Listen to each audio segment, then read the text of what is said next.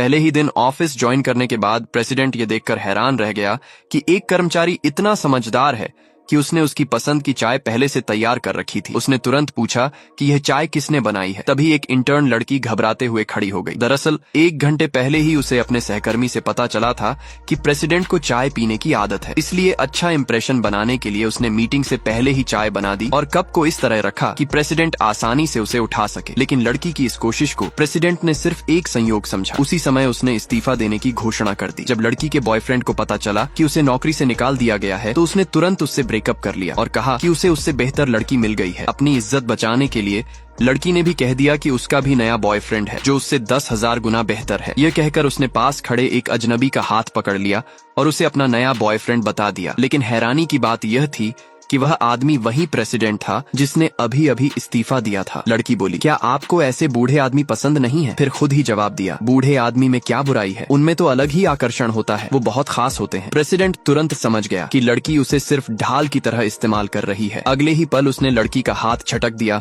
और कहा कि वह इस बेवकूफी भरे खेल में हिस्सा नहीं लेगा। इतना कहकर वह चला गया, लेकिन लड़की ने हार नहीं मानी और उसके पीछे पीछे चलती रही। प्रेसिडेंट ने गुस्से में उसे मना किया, लेकिन लड़की सच में उसे खोना नहीं चाहती थी। उसने हिम्मत करके पूछा कि क्या वह उसकी देखभाल कर सकता है। प्रेसिडेंट ने उसे समझाया और कहा कि वह वापस जाकर अपनी पढ़ाई पर ध्यान दे। लड़की मजबूरी में उदास मन से वहां से चली गई, लेकिन किस्मत ने जल्द ही दोनों को फिर से मिला दिया। एक दिन ऑफिस से लौटकर जब प्रेसिडेंट अपने घर के दरवाजे पर पहुंचा तो एक लड़की ने उससे पूछा कि क्या वह मकान मालिक का अंकल है। वह चौंक गया जब उसने देखा कि वह वही लड़की थी। प्रेसिडेंट ने कहा कि उसका घर किराए पर नहीं है। लड़की बोली, बिंगजियांग रोड नंबर 67 यही है ना? 4थी मंजिल, कमरा 750, सिर्फ लड़कियों के लिए। ये सुनकर प्रेसिडेंट हैरान रह गया। उसने तुरंत फोन किया और पता चला कि उसका घर उसके छोटे भाई ने किराए पर दे दिया है। असल में प्रेसिडेंट 40 साल का हो चुका था और उसने कभी प्यार नहीं किया था, इसलिए उसके छोटे भाई ने जानबूझकर घर एक कॉलेज की लड़की को किराए पर दिया था ताकि उसकी जिंदगी में कुछ बदलाव आ सके।